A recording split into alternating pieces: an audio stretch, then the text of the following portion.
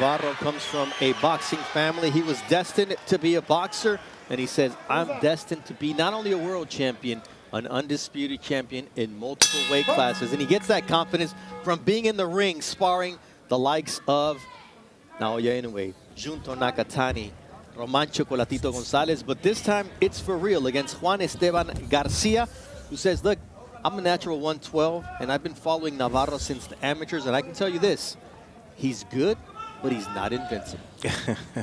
No fighter's invincible. Every fighter has mistakes, right? However, this is going to be a really good test right here for Navarro.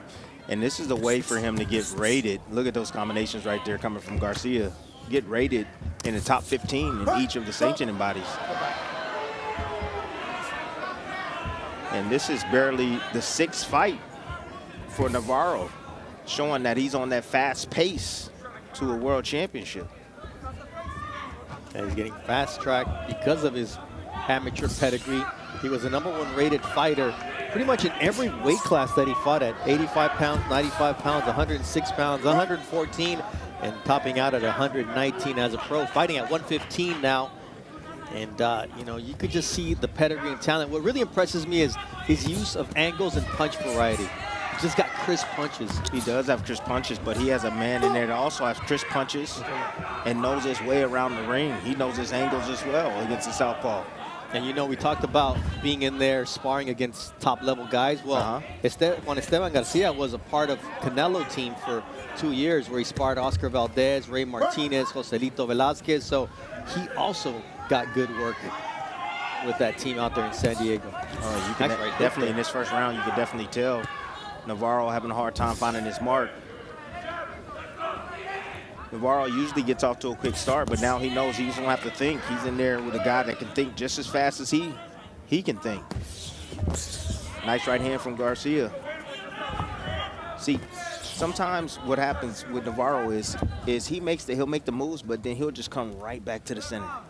Instead of just clearing that side and maybe resetting his feet and repositioning, he'll bring his head right back in the middle. Yeah. And Garcia's meeting him there. Yes. Nice right hand. Quick combination there from Juan Esteban Garcia. He came to win. Oh, man, I'm letting you know this fight's going to be extremely tough. Tough for Navarro. You can see the class that Garcia is bringing into the ring. Again, now Navarro, what he's doing is look, let me try to raise this tempo up. Let me let some combinations fly, and let me see if I can win this first round. Tell me if you heard this story before. Juan Esteban Garcia is an electrician by trade, runs from 5 to 6:30 in the morning, works from 7 to 4, crosses the border to train in Mexicali. And this is a young man who is dedicated to his craft. So he didn't just do it through fighting. Nice flurry there from Garcia. Solid defense from Navarro there. Yeah, Navarro is a fast starter. You know, he likes to come out blazing, you know, pushing the tempo. This is first 8-rounder. You know, he's used to going 6 rounds. And, you know, you can hear the instruction in the corner telling him, hey, man, you got to calm down a bit, man. So right now, he's actually learning on the job right now. I mean, he's in there with a veteran-like opponent right now, man, and he's getting picked off, you know, when he's sitting in front. Nice at mid-range and not doing too much. But, man, Garcia's doing everything right, man. Look at that body shot right there, taking advantage of that high guard. He's pressing forward. He's very confident. Nice straight left there from Navarro on the counter. That was nice. He caught him as he was stepping forward. You know, Garcia started boxing at age 9, and he followed his younger brother to the gym. Usually guys follow their older brothers, but his parents threatened the younger brother and said, if you don't find a sport, we're going to make you do ballet. So he found boxing instead. He quit, but Juan Esteban is now here in his 18th professional fight. So it was a sport for him. You see Navarro getting a lot more comfortable here. He's starting to slow down the pace now and starting to really find his range. You can tell, you know, when a fighter starts to get comfortable. Now he's letting those combinations fly. Let's see what Garcia's going to do in return right there. He lost that sequence.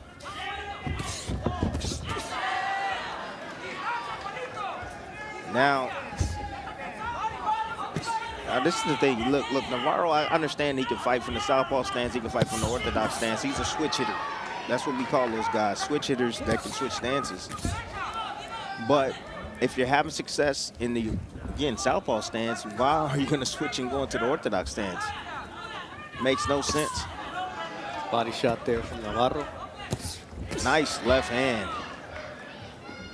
And he's back from the southpaw stance. Body work.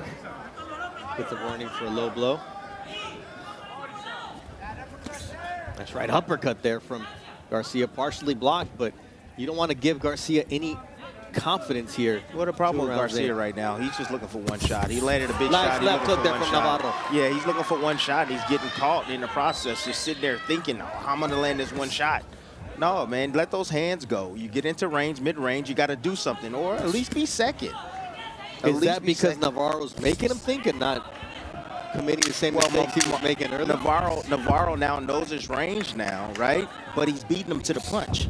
That's what it is. He's catching him as he's about to throw punches. The intensity he fights with, he's real. He's a fighter that really wants it. He wants to be great.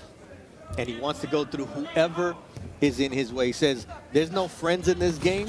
I could respect you. We can respect each other. We could be cool after the fight. But if we got to do business, it's just that, business. Business. I got a new nickname for him, though. What's that? Dead End. Abdullah Dead End Mason. You know, because all the fighters that get in there, they hit a dead end. Yeah, I did speak to his opponent, Ornelas, his trainer, and I said, what do you know about Abdullah? He's like, I know that everybody that steps in there gets knocked out. So we got to avoid that. Nice left hook and right there from timing.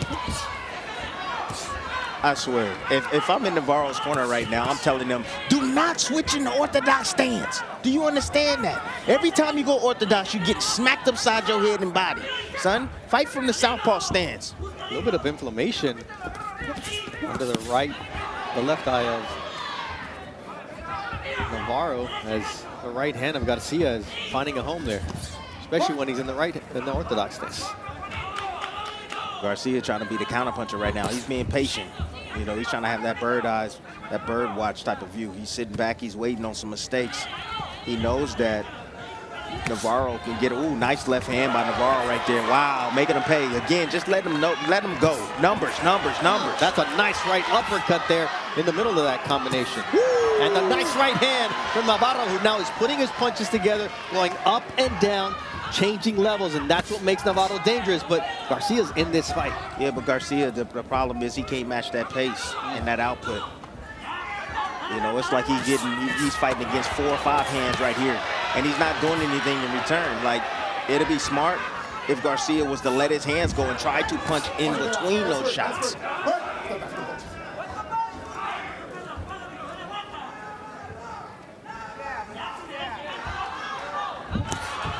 That speed and quickness, that elusiveness of Navarro right now has Garcia puzzled.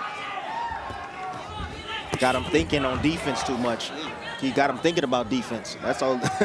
You know, those fast hands of Navarro's giving Garcia all the problems. Nice straight right, but it was defensive responsibility there from Navarro. There's a good right hook from Steven Navarro. Follows it with the left hand, and now he goes downstairs. Again, switching inside right there, going to the orthodox stance. Yeah, that can be brilliant. Also can be dangerous. However, he does it seamlessly right there. I mean, I could barely tell. I mean, I had to like really look and say, okay, what stance is he in? Southpaw or orthodox? Like a guy in just his 6th pro fight. No, he looks like a young man, and that's the reason why he's being fast-tracked. That has a high boxing IQ. And what that looks like, the people that really want to know, because we hear about it all the time, is that they make it look easy. You know, his last couple of fights, he's made it look really easy, and there's a huge step-up fight for him. However, he's adapted to the style. Nice right uppercut, though, from Garcia here. I think he may have Navarro on his heels. And now a slip from Garcia when he was having his best moment. Yeah, I don't know if he was hurt or he was trying to play it off. Not sure what he was doing. He wasn't making it easy until he wasn't, because Garcia did what you said he had to do, let his hands go. Exactly. A nice combination off the ropes from Navarro. Anyways, You know, I'm looking for a fighter anticipating what's going on, right? Being Nice a couple combo. steps ahead. That was a nice combo down to the body. And you see how it bagged up Garcia as well. And for me, another say implication that a fighter has a high boxing IQ is spatial awareness, right? Knowing where he is. What a shot. He is digging with these shots now. Is Steven Navarro. He is looking to punish Garcia, and you can see Garcia now taking a step back.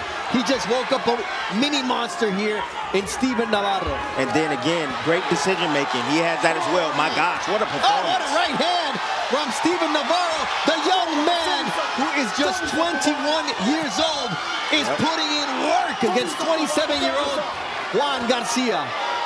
Ooh, what an uppercut on the inside by Garcia. Woo. Now, wow. These are the shots that are hurting Garcia. The shots that are over the top with that overhand right, like that one, and he doubles it up and uppercuts from Steven Navarro. See, Navarro, the brilliance about this is that he's stepping on the gas, right? He has his man, he has him hurt, and he continues to step on the gas and stay consistent right now. And what we're not seeing from Garcia right now is survival tactics. Tie him up. Stop the flow. You know, look at the legs of Garcia now as he's going, reeling back. Right as I said, he should have did that about 7, 8 seconds ago. Tie this man up and don't allow him to work. Buy yourself some time. Stop his forward momentum. The blood now on the bridge of the nose of Garcia. I'll tell you, he just stopped the fight. Wow. I thought that was a little early. That's terrible. And the fact that there was only 12 seconds left in this round.